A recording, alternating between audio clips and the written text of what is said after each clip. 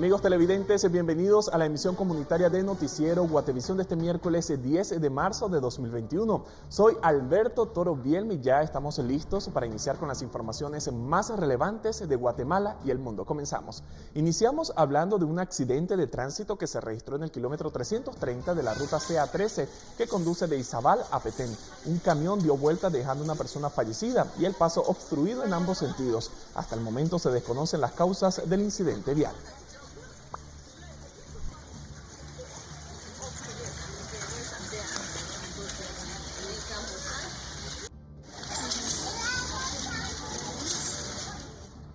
También en el kilómetro 83 de la ruta a El Salvador, en la CA1 Oriente, jurisdicción de San José a Catempa, ocurrió una colisión entre una motocicleta y un automóvil, obstruyendo el carril con dirección a Oriente. 2 personas fueron trasladadas a un centro asistencial y por fortuna no hay pérdidas humanas.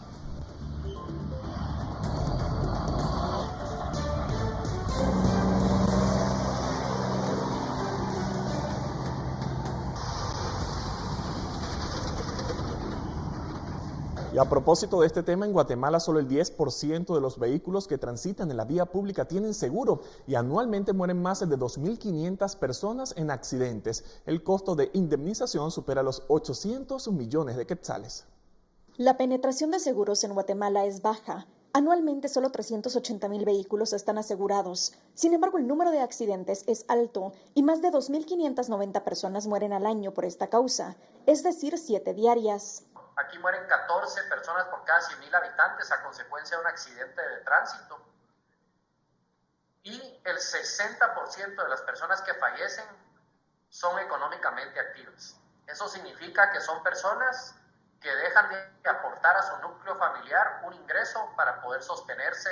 Más de 10.000 personas al año resultan con lesiones o traumatismos por accidentes y en la mayoría de los casos no cuentan con un seguro. El 9% de las camas hospitalarias están ocupadas por lesionados en accidentes y la mayoría va a hospitales públicos. Solo el ICS en el año 2018, que son las estadísticas más recientes que podemos acceder, atendió a 73.000 accidentes de tránsito, a 73.000 personas. Y el costo promedio por paciente fue de 37.800 quetzales cuando no necesitaba una rehabilitación posterior.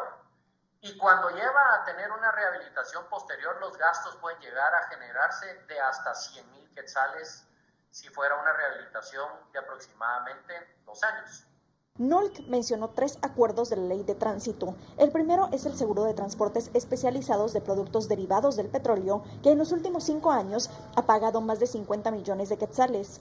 En el caso del acuerdo del seguro obligatorio en el transporte extraurbano de personas, en los últimos 5 años se han pagado más de 125 millones de quetzales. Y resaltó que en el seguro obligatorio de responsabilidad civil de transporte de pasajeros urbano y de carga, más de 400.000 vehículos no cuentan con cobertura. Para Noticiero Guatevisión, Paula Osaeta.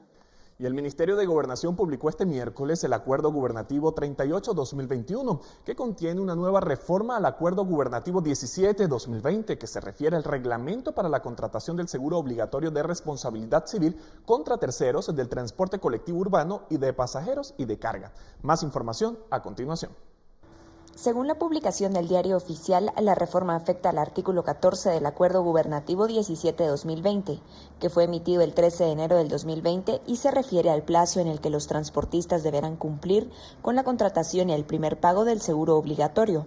Esta modificación refiere que la contratación y primer pago del seguro anual obligatorio de transporte colectivo urbano de pasajeros y de carga deberá efectuarse dentro de los 18 meses a la entrada en vigencia del reglamento. Esta es la tercera prórroga que hace el gobierno para la entrada en vigor de este seguro obligatorio para el transporte colectivo y de carga. Cuando entró en vigor el Acuerdo Gubernativo 17-2020, el 13 de enero del 2020 se determinó que el primer pago y contratación del seguro se debía hacer un mes después de la publicación de esta normativa, es decir, el 13 de febrero del 2020. El 10 de marzo de 2020 el gobierno publicó el Acuerdo Gubernativo 38-2020, la primera prórroga que modificó el plazo para el pago del seguro y lo amplió 18 meses a partir de la entrada en vigencia de ese reglamento. La segunda prórroga fue el 19 de octubre del 2020, cuando el Ministerio de Gobernación publicó el Acuerdo Gubernativo 174-2020, con el que reformó el artículo 14 del 17-2020 y aplazó 12 meses el tiempo que los transportistas tenían para pagar el seguro. Luego de varios días de protestas y bloqueos, se llegó a una mesa de diálogo con el gobierno. Y este miércoles el Ministerio de Gobernación publicó el Acuerdo Gubernativo 38-2021 con la tercera prórroga para el pago y contratación del seguro, que será hasta el 11 de septiembre del 2022. Reportó para Noticiero Guatevisión María Olga Menaldo. Y hay personas que están a favor y otras en contra de esta reforma. Vamos a ver qué opina el experto en seguridad vial Alejandro Williams, a quien tenemos conectado en vivo en este momento. Alejandro, muy buenas tardes y bienvenido a la emisión comunitaria de Noticiero Guatevisión. Muchas gracias, muy buenas tardes. Alejandro, esta es la tercera prórroga que hace el gobierno para la entrada en vigor de este seguro obligatorio para el transporte colectivo y de carga. ¿Qué opina usted al respecto? Muchas gracias. Bueno, creo que lo primero que hay que comprender para la opinión pública es que el seguro obligatorio se enmarca dentro de lo que se denomina seguridad vial. La seguridad vial se refiere a las acciones políticas y medidas para evitar accidentes de tránsito, muertos, heridos en consecuencia. Este es el seguro obligatorio. El seguro obligatorio está contenido en el artículo 29 de la Ley de Tránsito, que entró en vigencia hace 25 años. Quiere decir que hace 25 años, que según el artículo 29, el Ministerio de Gobernación tenía que publicar un acuerdo gubernativo con el reglamento respectivo. Eso se ha incumplido. O sea que son 25 años de víctimas de tránsito, heridos, discapacitados, muertos, etcétera, que no han recibido una ayuda humanitaria automática, que es en lo que consiste el seguro obligatorio, por incumplimiento de las autoridades. Ahora, ¿cuál es la situación que tenemos ahorita? Resulta que el presidente y el señor ministro de Gobernación suspenden por 18 meses más un derecho humano adquirido, porque el reglamento ya había entrado en vigencia. Si lo iban a suspender, tendrían que haber ido al Congreso, porque la facultad del gobierno es hacer modificaciones, pero no suspender. Ahora, hecho esa suspensión, para que se pueda medir cuál es el impacto, resulta que en cada 6 meses, según datos muy conservadores y datos además tomados del mismo Departamento de Tránsito y otras instancias de gobierno, van a haber cada 6 meses 18,000 víctimas directas que, teniendo derecho a recibir una ayuda humanitaria automática, no la van a recibir. Esos son 90,000 víctimas indirectas cada 6 meses, que son los familiares, a un costo de 3,600 millones de quetzales cada 6 meses. Lo que han discutido y además fueron atendidos los señores taxistas, pero no así los representantes de las víctimas, es que había que ahorrarles 7.70 quetzales, que era el costo diario. O sea, no hay comparación. Eso no es el bien común, ni es el derecho a la vida, a la salud y a la familia, que pone como fin supremo la Constitución en sus primeros 4 artículos. Usted mencionaba el tema de los accidentes de tránsito. Según la Asociación de Instituciones de Seguros, solo el 10% de los vehículos están asegurados y anualmente mueren más de 2,000 personas en accidentes. Estas cifras son alarmantes y deberían motivar a los conductores a pagar un seguro, ¿no es así? Alejandro, te escuchamos. Alejandro, ¿logra oírnos? Conversamos con Alejandro Williams, él es consultor de seguridad vial. Sí, le escuchamos. Sí, sí, le escucho. Le consultaba sobre las cifras que son alarmantes y que esto debería motivar a los conductores a pagar un seguro, ¿no es así?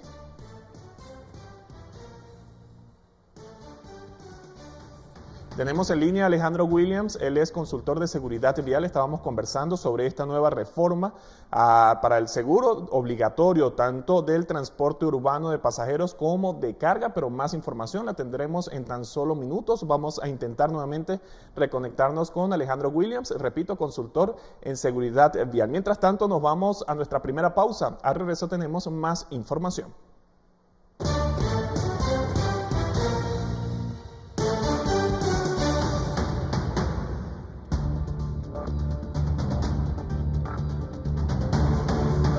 Guatemala recibirá primeras vacunas de COVAX mañana 11 de marzo. Llegarán fuera del tiempo establecido con anterioridad por el mecanismo de la OMS.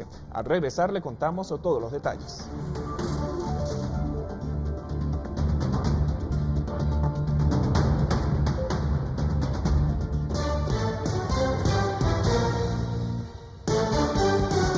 Gracias por continuar en sintonía de la emisión comunitaria de Noticiero Guatevisión. Y la vacunación contra el coronavirus del personal que está en primera fase continúa. Y aunque se desconoce la cantidad de personas que ya han recibido las dosis y sus datos, en este momento Salud ha señalado que se sigue con la fase 1A y 1B, en las que se encuentran las comadronas. Y según datos del Movimiento Nacional de Comadronas, NIM Alashik, en el país hay actualmente 23.000 registradas. El Ministerio de Salud dio a conocer al menos 3 de Chimaltenango que se habían convertido en las primeras en recibir sus dosis sin dar mayores detalles.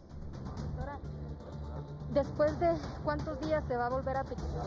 Y según las autoridades del área de salud central de Quiché, se han vacunado contra el COVID-19 más de 900 trabajadores de un total de 2.458. Esperan que al final de la semana concluyan con el proceso que incluye a las comadronas, cuerpos de socorro y trabajadores del sector privado de la salud.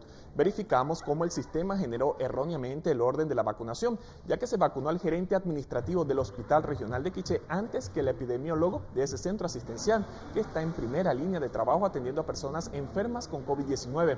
El director del hospital indicó que ellos enviaron el listado con los trabajadores del área de COVID-19 en primer lugar, pero el sistema lo cambió en las áreas de salud Ixil y de Ixcam. Ya superaron el 50% de trabajadores vacunados y esperan culminar con la vacunación en los próximos días.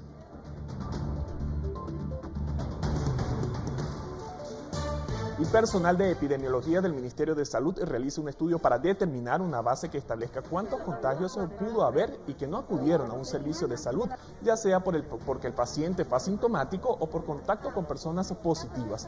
Moisés Mayen, epidemiólogo del Ministerio, informó que buscan resultados de pruebas de COVID-19 para establecer cuántos casos han sido expuestos que posiblemente no fueron diagnosticados. Se han tomado 450 muestras de sangre para este estudio, cuyos resultados estarán en 2 meses.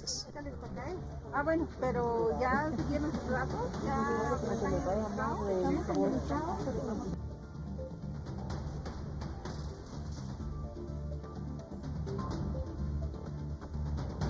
Y el Ministerio de Salud informó que este jueves 11 llegará el primer envío de vacunas de AstraZeneca gestionadas por el mecanismo COVAX, que resulta ser 10 veces menos que lo anunciado por el presidente Alejandro Yamatei el 30 de enero. Este jueves arribarán al país las primeras 81.600 dosis de vacunas de la marca AstraZeneca compradas por el país al sistema COVAX, que servirán para inmunizar al menos a 40.800 personas. Sin embargo, el 30 de enero el presidente Alejandro Yamatei afirmó que serían al menos 847.200 vacunas contra el coronavirus, pero estas no solo son menos vacunas, sino que llegan con el retraso puesto que COVAX había ofrecido al país, las cuales se estimaba que llegaran la segunda semana de febrero. Mi día amaneció con una sonrisa cuando recibí de parte de la ministra de Salud la comunicación del sistema COVAX, en donde nos dice que entre mediados y finales de febrero estaremos recibiendo las primeras 400.000 vacunas, 800.000 dosis para el COVID-19 que nos alcanzarán para irnos a trabajar. Esta será la tercera dotación que recibe Guatemala para enfrentar la pandemia. Las 2 primeras fueron donaciones, 5.000 de Israel y 2.000 donadas por la India. De esta última donación, hasta el momento se desconoce la cantidad que ya se ha usado y en quiénes, pues el Ministerio de Salud sigue sin dar detalles. En un comunicado, el Ejecutivo precisó que Guatemala requirió 6.74 millones de dosis a COVAX, el mismo organismo de la OMS al que el pasado 24 de febrero se le señaló en una carta por las mentiras e incluso incumplimientos de contrato en torno a las vacunas, a pesar de que estas ya están pagadas. La fórmula de AstraZeneca necesita 2 dosis para la inmunización total. Con estas se debería continuar la fase 2 del proceso del plan de vacunación, donde se incluye a los adultos mayores de 70 años, así como aquellos que tengan una o más condiciones como hipertensión arterial, diabetes, entre otras, asimismo como a los adultos de 50 a 69 años, aunque acá el Ministerio de Salud desconoce por completo cuántas personas hay. Reportó para Noticiero Guatevisión, Andrea Domínguez. Bueno, y mientras esperamos estas vacunas, vamos a conocer la actualización de casos de COVID-19 en el país. El Ministerio de Salud reportó este miércoles otros 830 casos nuevos de coronavirus para hacer un total acumulado de 180.393 desde el inicio de la pandemia. En las últimas horas se confirma la muerte de 29 pacientes más, con lo que la cifra en todo el país es de 6.522 decesos. La cantidad de casos recuperados estimados es de 166.410. Finalmente, los casos activos estimados son de 7.461 y se efectuaron 5.649 pruebas en las últimas horas para detectar posibles contagios del COVID-19. Recuerden que esta actualización corresponde al 9 de marzo de 2021.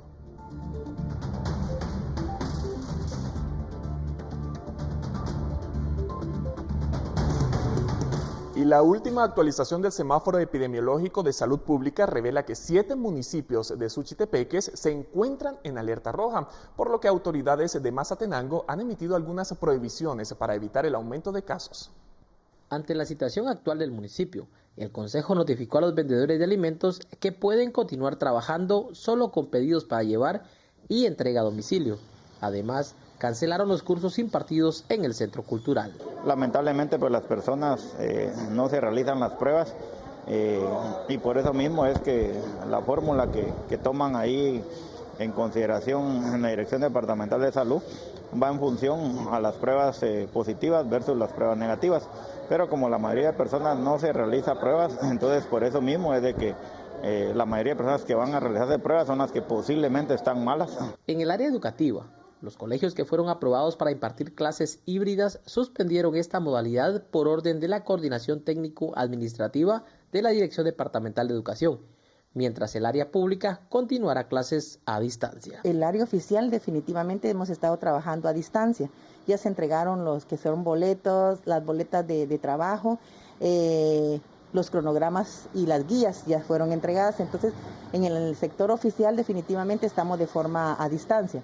Ahora bien, con los colegios que son 5 colegios los autorizados a trabajar de forma híbrida, ellos regresan nuevamente a distancia o de forma virtual. Las autoridades esperan que el nivel de alerta baje lo antes posible, por lo que hacen un llamado a la población para incrementar las medidas de bioseguridad. Para Noticiero Guatevisión, Marvin Tunches. Y adelantándose al feriado de Semana Santa, varias familias han viajado a la costa sur y este día no fue la excepción en Puerto San José, ya que había buena afluencia de turistas. La pandemia aún sigue afectando al sector comercial de la zona, quienes a su vez luchan por mantener los protocolos de bioseguridad.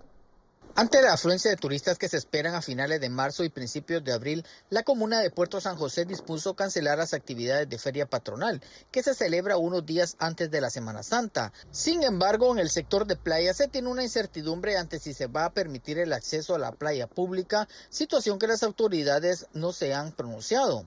Ante esta situación, comerciantes se proponen mantener los protocolos de bioseguridad, pues el cierre de negocios por la pandemia en el 2020 los golpeó a tal punto que aún no se han podido recuperar. De parte del COCODE estamos hablando con cada uno de los comerciantes para que los protocolos que el gobierno ha instituido pues se cumplan, ¿ya?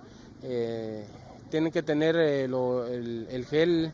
Tienen que aceptar a las gentes con mascarilla, tienen que sanitizar. Recibir pues esta Semana Santa va para recuperarnos de lo que ha pasado, de la pandemia, que fueron 7 meses que nosotros tuvimos, que no teníamos comercio, ¿va? Entonces. Encargados de la salud en Escuintla esperan que las autoridades tomen acciones para regularlas. Conmemoración de la Semana Santa. Existe igual o mayor relajamiento, la repercusión va a ser bastante considerable. Yo espero que la población tenga sentido, incluso que el gobierno pueda tomar algún tipo de medidas para restringir la movilización de las personas durante esa época. Para Noticiero Guatevisión informó Carlos Paredes.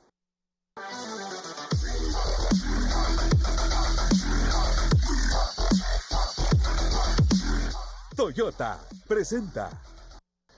Y en temas internacionales les cuento que América Latina y el Caribe es la región que más tiempo lleva sin clases presenciales por la pandemia. Países como Panamá, Perú y Ecuador aún siguen bajo ese esquema y UNICEF demanda su reapertura. La suspensión de las clases escolares presenciales en América Latina y el Caribe por la pandemia preocupa a UNICEF. Según la organización, cuanto más se alargue el cierre de las escuelas, más difícil será que muchos niños vuelvan. Se estima que por lo menos 3 millones de niños en esta región no volverán nunca a clases. Mientras más se alargue este periodo de cierre, menos probabilidades habrá de que muchos niños vuelvan. Un informe de UNICEF precisa que el promedio mundial de cierre de clases presenciales por el COVID ha sido de 95 días, mientras que en América Latina ha sido de 158, cuando el calendario escolar es de 190 días. La especialista reconoce que al inicio de la pandemia hubo incertidumbre y miedo, con padres y maestros pensando que la escuela podría ser un lugar de contagio. Pero recordó que ya hay evidencia de que los centros de estudio no son el principal foco de propagación del virus. Por eso, cuestiona que el reinicio de clases presenciales no esté entre las prioridades de varios países del continente. No puede ser posible que se abran los restaurantes, que se abran los centros comerciales, que se abran los casinos, que se abran los cines y que no se abran las escuelas. Creo que lo más importante es que tenemos que priorizar la apertura de las escuelas. Custode enfatizó que la escuela no es solo un sitio para aprender, sino también un lugar de protección. En la escuela muchas veces los niños reciben la única comida nutritiva al día. ¿Qué quiere decir con esto? Que si no van a la escuela, no tienen acceso a servicios de salud, de inmunización, de protección, de apoyo psicosocial. Añadió que el confinamiento aumentó los casos de violencia, maltrato y abuso sexual. Y destacó que la pandemia aumentará la inequidad, ya que los niños más perjudicados son aquellos con discapacidad, migrantes, de zonas remotas o que están en condiciones vulnerables y con más dificultades para seguir las clases a distancia. Realmente los daños no lo sabemos todavía, pero sí podemos prever que los daños serán. Y el Ministerio de Educación de El Salvador anunció este miércoles la reapertura de las escuelas de forma semipresencial a partir del 6 de abril, luego de un cierre de casi un año por la pandemia del COVID-19. La medida aplica para los centros educativos públicos y privados a escala nacional. Autoridades de esa cartera informaron que las escuelas públicas están listas para reiniciar labores y recibirán por parte del Ministerio de Salud los insumos necesarios de bioseguridad a los alumnos y maestros. De momento, los colegios privados aún no están condicionados para retomar labores e instan a los directores a que soliciten su apertura al Ministerio de Educación.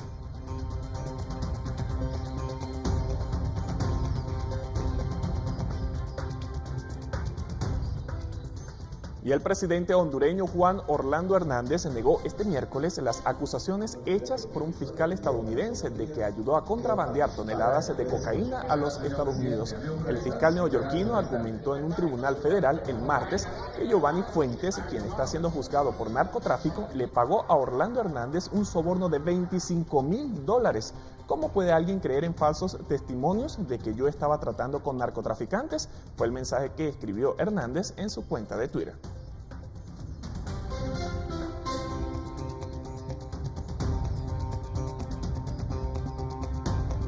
Y por otra parte, el Congreso de Estados Unidos aprobó este miércoles el plan de estímulo económico por $1.9 billones impulsado por Joe Biden. Este plan, aprobado por 220 contra 211 senadores, ayudará, según el gobierno y los expertos, a una economía muy afectada por la pandemia. Además, un sostén para los estadounidenses que incluye la entrega de $1.400 en ayudas directas a través de cheques para los hogares de menores ingresos. Los republicanos se opusieron a esta iniciativa al considerarla una medida de extrema izquierda.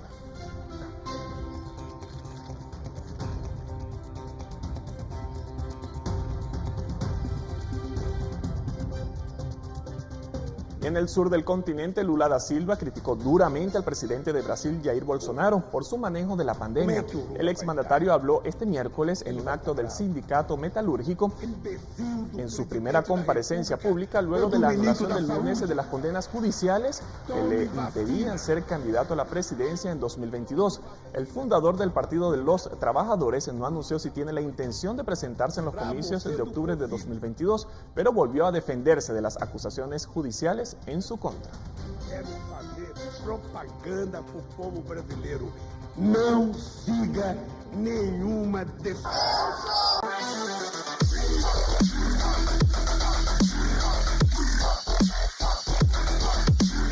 Toyota presentó. Y luego de conocer lo que es noticia en el mundo, nos vamos a otra pausa. Al regreso tenemos más información.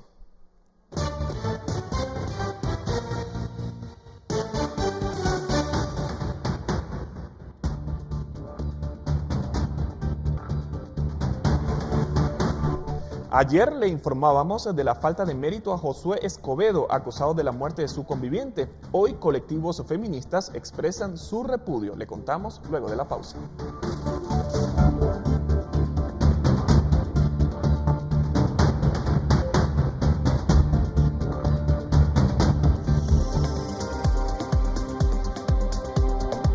Seis de la tarde con 29 minutos, vamos a verificar cómo se encuentra el tránsito en el paso a desnivel 4 Caminos. Pueden observar fuerte congestionamiento vehicular hacia la zona 18, mientras que se encuentra libre hacia la zona 5 y 16. Aprovecho la oportunidad para recordarles que pueden enviar sus reportes al 4003-3859, el número del servicio de Guate Reporta.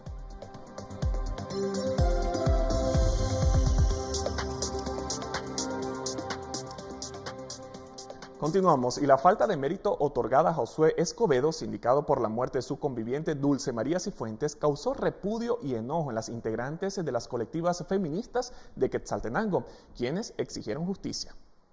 Integrantes del bloque de mujeres y colectivas feministas de Quetzaltenango repudiaron la falta de mérito y libertad inmediata con que fue beneficiado Josué Escobedo, sospechoso de la muerte de su conviviente Dulce María Cifuentes Cruz, y exigen al Ministerio Público que se esclarezca el crimen. Es bastante lamentable, y más aún porque tuvieron que pasar 5 meses, ¿verdad?, para poder ahí sí que tener por lo menos ciertos indicios después de su muerte, ¿no? Podemos ver que Dulce es uno de tantos casos que han habido en Guatemala en los últimos años, los cuales no han tenido justicia. El llamado a la población para seguir pues exigiéndole a las autoridades como ese tipo de procesos que sean prontos, dignos y reparadores hasta el esclarecimiento del caso, que yo creo que al final es algo que en estos casos la familia es lo que está buscando. De acuerdo con las activistas, la falta de mérito otorgada a Escobedo es el resultado de las debilidades de la justicia en Guatemala.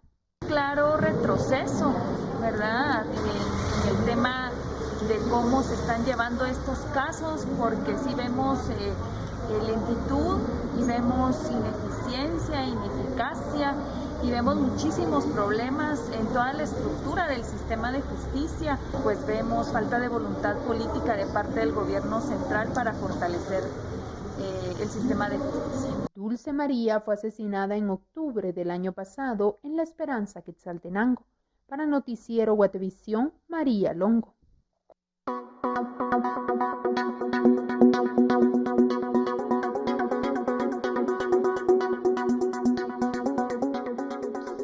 Llegó el momento de conocer los mensajes, denuncias y temas que nos comparten nuestros televidentes a través del servicio de Guate Reporta, al WhatsApp 4003-3859. Comenzamos con el de Moisés Estrada, quien nos compartió fotografías para alertar del tráfico lento que se registra en horas pico, tanto de la mañana como de la tarde hacia Villalobos en Villanueva.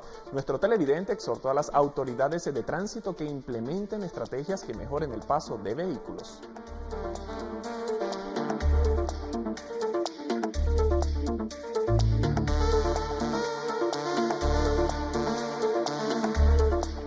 Damos paso a la denuncia que recibimos de la ciudad capital sobre el uso de las banquetas como parqueo. Se trata de un área de la 6ª Avenida A, entre 10 y 11 calles de la zona 1. Pido a las autoridades de la Policía Municipal de Tránsito que hagan su trabajo de ordenar la ciudad. Las banquetas están tapadas por motocicletas. Los más afectados son las personas que dependen de sillas de ruedas. Este fue el reporte que recibimos.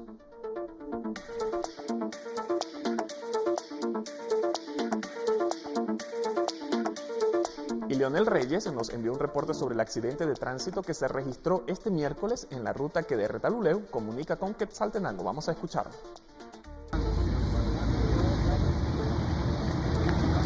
Bueno amigos, acá pues una palangana da vuelta justamente acá, kilómetro 198 y medio casi. Acá pueden ver ustedes, ahí por los efectos mecánicos, ahí da vuelta una palangana, pueden ver. Tómese precaución usted que viaja para Quetzaltenango o viene para Reus. En otros temas, socorristas de diferentes instituciones, comunitarios y empleados municipales por cuarto día consecutivo intentan sofocar las llamas en el volcán de Atitlán, en Sololá. Desde el domingo pasado, un incendio de gran magnitud se ha propagado en el coloso. Hasta el momento hay 272 personas que laboran para intentar frenar las llamas que por los fuertes vientos el fuego se ha desplazado hacia el lado sur del volcán. Actualmente hay 2 pipas de 20.600 litros de agua, una motobomba de los bomberos voluntarios de Patulul, 21 vehículos para el traslado del personal y también equipo para el combate y alimentación de los que apoyan en detener el incendio. El último informe indica que 200 hectáreas están afectadas y el 70% del incendio ha sido controlado.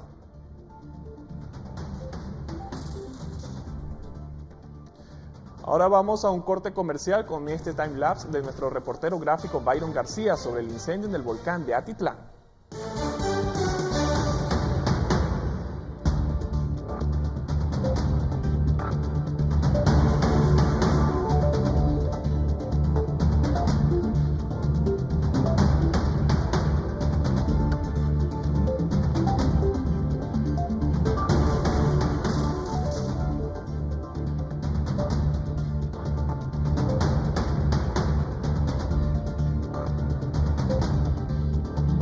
Observaban imágenes que capturó nuestro compañero Byron García sobre el volcán de Atitlán y el incendio que se registra todavía en ese lugar. Ahora vamos hasta el volcán Pacaya porque allí se presentó este miércoles pulsos de incremento en su actividad, lo que ha provocado caída de ceniza en las comunidades aledañas. El INSIBUME informó que este miércoles el volcán Pacaya ha mantenido pulsos de incremento con actividad de moderada a fuerte, que expulsan balísticos a una altura entre 500 y 700 metros sobre el cráter y que alcanzan una distancia entre 500 y 600 metros alrededor del coloso. Columnas de gases y cenizas a una altura entre 3.500 a 4.500 metros sobre el nivel del mar. De esto se ha desplazado dirección oeste, suroeste y sur a una distancia de hasta 30 kilómetros. Se han reportado retumbos y vibraciones en las casas cercanas al volcán. Por la dirección del viento se ha reportado caída de ceniza en el Patrocinio y el Caracol. Además hay probabilidades de caída de ceniza en las comunidades como El Rodeo, Finca El Chupadero, Finca La Laguna, Aldea Los Pocitos y otras en esta zona.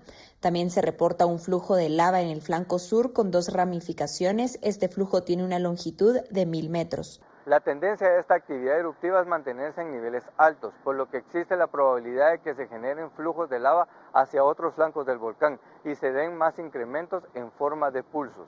Al Parque Nacional Pacaya y a las comunas de San Vicente Pacaya y Villacanales se recomienda mantener cerrado hasta nuevo aviso y las rutas de acceso desde estos municipios hacia los flancos del volcán. A la Dirección de Aeronáutica Civil se recomienda tomar las precauciones con el tráfico aéreo en el área del volcán Pacaya debido a la presencia de ceniza en el perímetro volcánico. Reportó para Noticiero Guatevisión María Olga Menaldo. Ahora llegó el momento de conocer el pronóstico del clima con nuestra compañera Pamela Valdés. Pamela, te saludamos. Muy buenas tardes.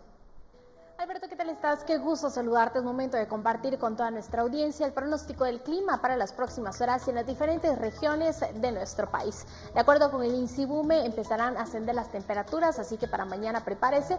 Sin embargo, esperamos la probabilidad de alguna llovizna. Estas son las condiciones para esta noche y esperamos la probabilidad de alguna llovizna para el oriente. Por otra parte, cielos parcialmente nublados para la costa sur. Y le vamos a conocer a continuación las condiciones climáticas para esta noche sobre la meseta central, incluida la ciudad capital. Esperamos condiciones de cielos parcialmente nublados para ambas regiones de nuestro país. Y en la franja transversal del norte esperamos condiciones principales en el departamento de Petén de cielos parcialmente nublados, probabilidad de lloviznas para Alta Baja Verapaz y el Caribe de nuestro país. Estas lloviznas son asociadas por el ingreso de humedad del Atlántico para que usted lo pueda tomar en consideración. Y a continuación el pronóstico del clima para los próximos días, específicamente en la ciudad capital. Esperamos para el jueves probabilidad de alguna llovizna, como les comentaba, con una temperatura máxima de 26 grados centígrados. Para el viernes, mayormente soleado en la mayor parte del periodo, con una temperatura máxima de 27 grados centígrados. Y para el inicio del fin de semana, el sábado esperamos condiciones de cielos parcialmente nublados en la mayor parte del periodo, con una temperatura máxima de 27 grados centígrados. Y por último les compartimos la salida del sol y lo esperamos mañana a las 6:13 de la mañana y se ocultará a las 6:12 de la tarde. Hasta aquí yo con la información del clima. Regreso contigo, Alberto. Muchísimas gracias, Pamela, por este reporte. Nos vamos a otra pausa. Ya regresamos.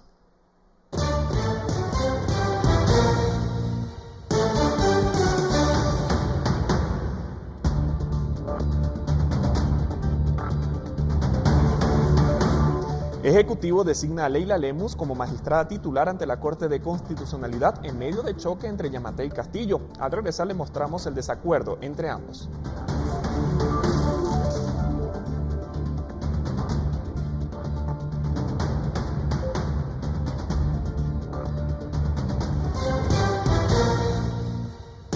Continuamos con más información y Leila Lemus, hasta ahora secretaria privada de la presidencia, y José Samayoa han sido designados por Alejandro Yamatei como magistrados de la Corte de Constitucionalidad. Sin embargo, la reunión del gabinete en que se decidió estuvo marcada por los señalamientos del vicepresidente Guillermo Castillo de no ser transparente ni correcta. Yamatei lo acusó de ignorar la ley y sus ministros lo acuerparon. Solicito que me respalden en la designación que estoy haciendo y los que lo consideren así, que se sirvan levantar la mano con forma de aprobación.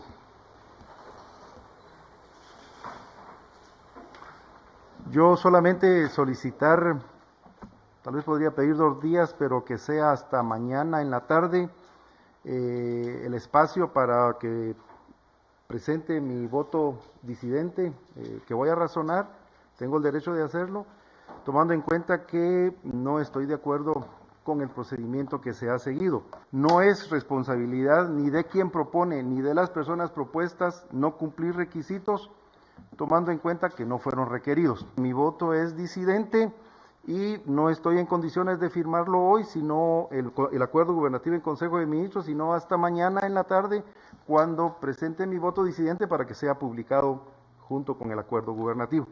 Es usted abogado, fue magistrado y el desconocimiento de la ley, la ignorancia a lo que establece la ley, no lo exime de tener que conocerla. Voto razonado no puede ser aceptado, su voto puede ser adverso, tiene usted todo el derecho de firmarlo como voto adverso y posteriormente, si usted quiere hacer un razonamiento, que sea incluido en la hoja que será enviada y remitida el día de mañana. Con todo respeto, presidente, suficientes docentes de derecho procesal tuve para que me ilustraran de qué forma debía yo actuar en esta clase de situaciones. El vicepresidente Guillermo Castillo indicó que no haber establecido requisitos provoca que los designados no sean necesariamente los más aptos y que cuanto menos debieron haberlos escuchado en la reunión del gabinete. Lemus y Samayoa asumirán el 14 de abril junto a los otros 8 magistrados.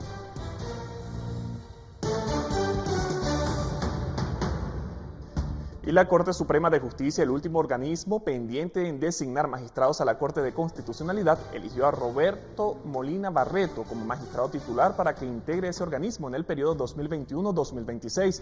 Luego de la votación, los magistrados de la Corte Suprema de Justicia hicieron la designación de Roberto Molina Barreto para magistrado titular y a eso de las 13:15 se suspendió la reunión y se otorgó un receso para luego votar por el magistrado suplente.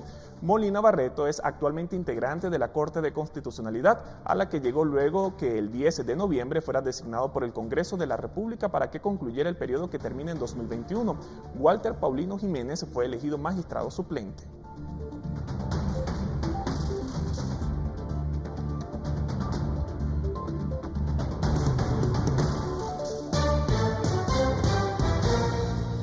Murphy Páez y a Estuardo Gálvez, rector y ex-rector, junto a otros señalados, empezaron a escuchar los señalamientos de corrupción que les hace la Fiscalía Especial contra la Impunidad del Ministerio Público en el caso Comisiones Paralelas 2020 en la fase 1. Los fiscales este miércoles imputaron hechos a Páez y a Gálvez, también a Juan Salvador Soto Hernández y Jennifer de la Acúa Lima.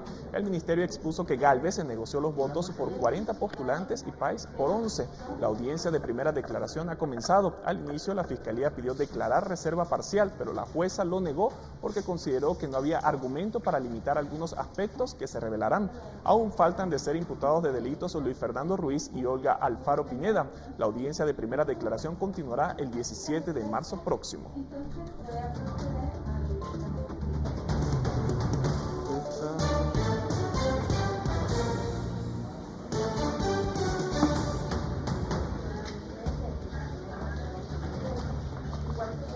Y la Policía Nacional Civil publicó una alerta sobre estafas en redes sociales en las que grupos criminales anuncian premios y problemas de familiares en el extranjero con el afán de timar a los usuarios. La Policía Nacional Civil lanzó una alerta para que la población no se deje sorprender por una serie de mensajes que están ingresando a redes sociales en los que grupos delincuenciales buscan estafar a guatemaltecos mediante ofrecimientos de premios y también con engaños sobre supuestos problemas de familiares en el extranjero. La información de la policía detalla que los grupos delincuenciales han contactado a guatemaltecos por WhatsApp, Facebook o Messenger. Usted me dice si está de acuerdo o no está de acuerdo a recibir su premio. Sí, claro que sí estoy de acuerdo.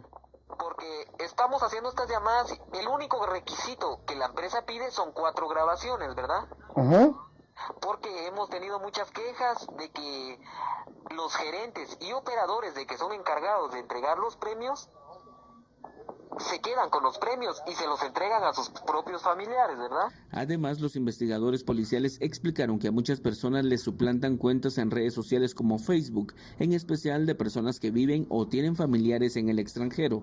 Los delincuentes utilizan números de teléfonos de otros países, pero las llamadas las hacen desde Guatemala y México y contactan a las potenciales víctimas a través de redes sociales, Facebook y Messenger, reportó Edwin Pitán.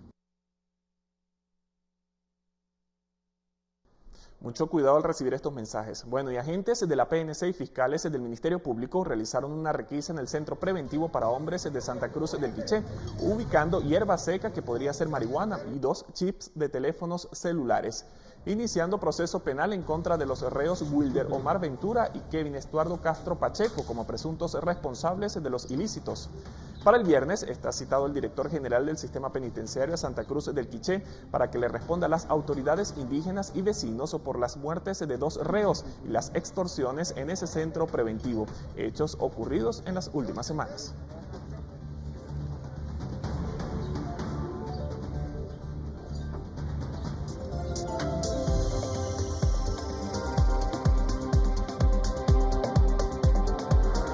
De la tarde con 47 minutos, vamos a verificar cómo se encuentra el tránsito en el periférico de Aguilar Batres. Pueden observar fuerte congestionamiento vehicular hacia Villanueva. Les recuerdo que pueden enviar sus reportes al 4003-3859 y también a través de nuestras plataformas digitales.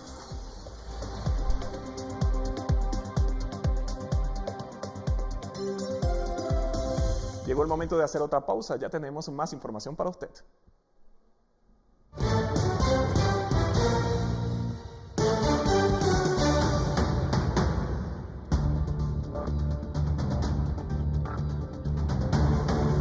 El Barcelona dice adiós a la Champions y el Liverpool avanza a cuartos de final. Todos los detalles cuando regresemos de la pausa.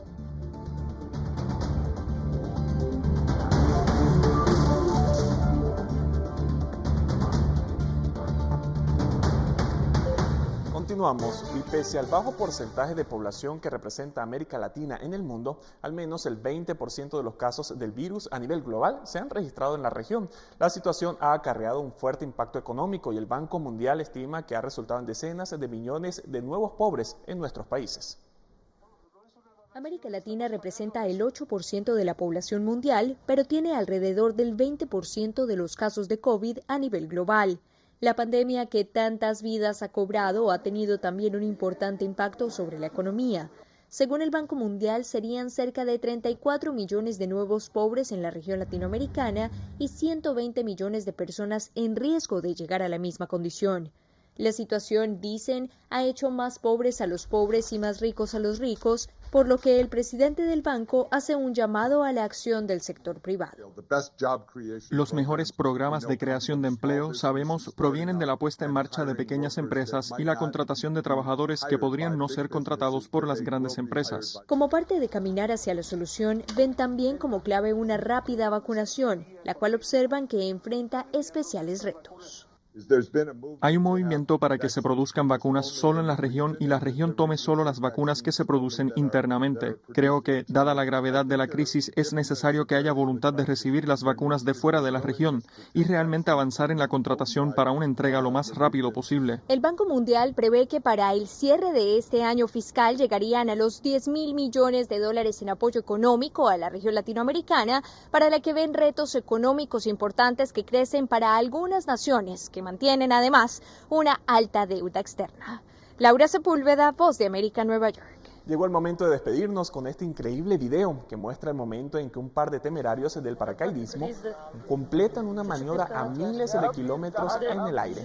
Soy Alberto Toro Bielma, que tengan todos una excelente noche.